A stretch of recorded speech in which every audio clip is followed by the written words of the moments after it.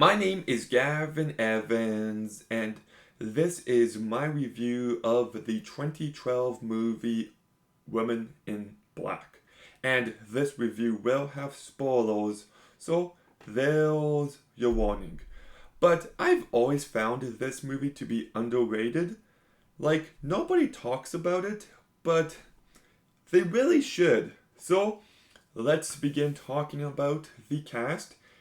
And Daniel Radcliffe stars in this movie, and I do believe this was his first post Harry Potter performance, but I think he does a really great job.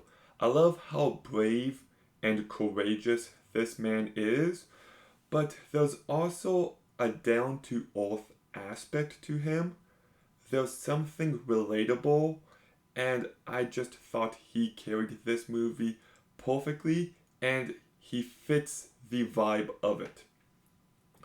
Syrian Hines, it gives one of my favorite performances from him here. Like, I just thought he was a real nice presence to have. I thought he did everything he needed to perfectly. And Janet McTeer also does a really good job. So the cast is a strength of this movie, but my favorite part about it is the gothic atmosphere. I love the way this movie looks and feels. The production design of the house is just perfect, and I love how we spend so much time in the same hallway, in the same rooms, to the point where you're familiar with the layout of the house and where the character is and where he's going. That's well done. I love the fact that at nighttime, the only light comes from the candles in the hallway. That just adds to the spookiness. I love there's constant fog surrounding this house. It just has a gloomy feel to it, which fits the context of the story. And the sound is also really great. This movie uses wind-up toys quite a bit, and it can be unnerving. So, yeah, like, I do find this movie to be effective. Like, I was watching it, and I had chills for so much of this movie. And it also passed the light switch test, which is if I'm watching a scary movie by myself at night, as soon as the movie is over, how quickly do I turn on the lights? And for this movie, it ended, and I'm just like, okay, time to turn on the lights. But there's also really dark subject matter about these kids being forced to kill themselves. And yeah, like, it's just a really disturbing movie. So yeah, I think James Ratkins does such a great job directing this movie. He really just excelled in every way, and he knew what he was doing.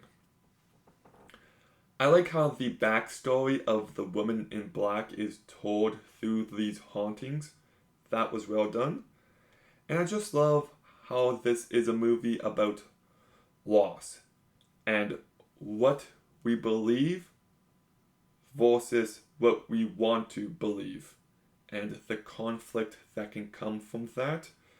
I like how this is a movie about family and feeling isolated and what drives people mad. I think there is a lot of thematic depth to this movie, so even though it's just this guy in a haunted house, there's still plenty to take away from it, and I do like the ending. The fact that Arthur reunites the woman in black with her son, and it doesn't change anything. So, like, you might feel bad for her, you might sympathize with evil for only a short bit, but then it just reminds you at the end that evil can't be reasoned with. And in her attempt to kill Arthur's son, even though it's tragic they both died, they at least get reunited with the mum in the afterlife. So there's a real bittersweetness to it. Like, it's sad that they die, but it's actually really well set up too. And yeah, I do love the ending. So yeah, like, I just think this movie is great. If I have an issue with it, it's going to be, I think this movie is too short. It's only 90 minutes long, and when it ended, I was left wanting more of it. You know, and I think a big reason why is that lots of the scales in this movie take place over one long stretched out night, and I kind of do love that because the tension is just never ending during that moment. But then it only feels like one night. Like movies like Paranormal Activity has night one, night two, night three. There's a clear escalation. While this movie doesn't quite have that structure, and I'm okay with that.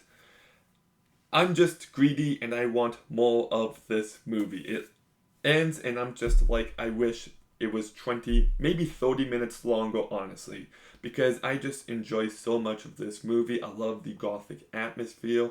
I think it's so well made. I think it is a scary and bone-chilling movie.